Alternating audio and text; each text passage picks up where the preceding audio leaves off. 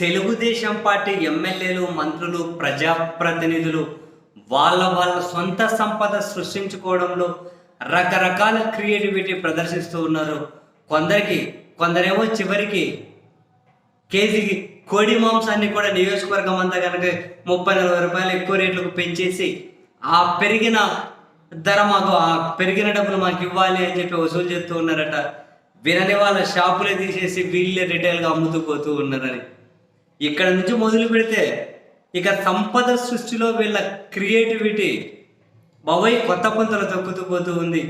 తాజాగా Singanamala TDP MLA Bandaru Sravani Sree గారు car bike racing వివాదంలో చిక్కుకున్నారు.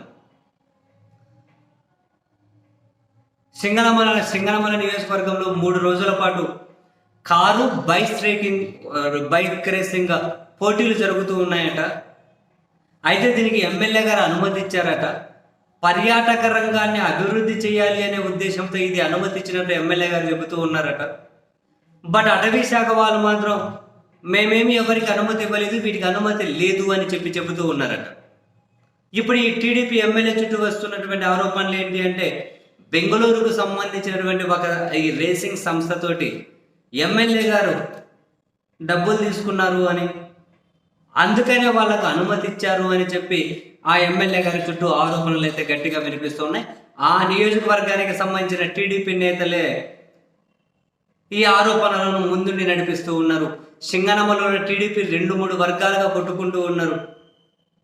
సో వాళ్ళకే పడట్లే, రోడ్లకి కొట్టుకుంటున్నారు, ఇది వేరే విషయం. మరి కారు బైక్ రేసింగ్ పోటీలు అనుమతి లేదని అటవీ శాఖ, ఎమ్మెల్యే అనుమతి ఇచ్చారని చెప్పి అవి జరుగుతూ ఉన్నాయి. నార్పల నుంచి పుట్లూరు వరకు ఈ కొండ ప్రాంతాలలో ఈ పోటీలు జరుగుతూ ఉన్నాయట. ఆంధ్రప్రదేశ్, తెలంగాణ, తమిళనాడు, కేరళ, గోవా ఇక్కడికి సంబంధించిన రేసర్లు అందరూ వచ్చారట. ఆ పోటీలు జరుగుతూ ఉన్నాయి, 3 రోజుల పాటు జరుగుతాయి. పర్యాటక రంగ అభివృద్ధి కోసం మాత్రమే అంటారు ఎమ్మెల్యే.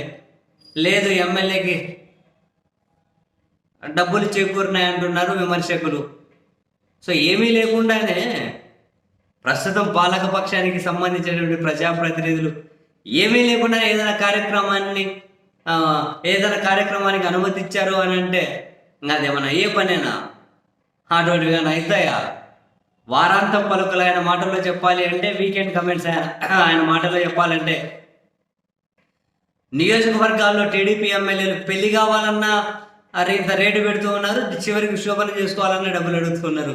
ఎమ్మెల్యే అనుమతి తీసుకొని శోభన కూడా చేసుకోవాల్సి వస్తుందని చెప్పి తెలుగుదేశం పార్టీ మీడియా ఓనరే చెబుతూ ఉన్నారు కదా. అటువంటిప్పుడు ఏమీ ఎమ్మెల్యే గారికి ప్రయోజనం లేకుండానే బెంగళూరు సంస్థకు అనుమతి ఇచ్చేశారా అంటే ఏమో ఆ నియోజకవర్గంలోనే టీడీపీ వాళ్ళైతే మరింత క్లియర్గా చెబుతారు ఈ అంశం మీద.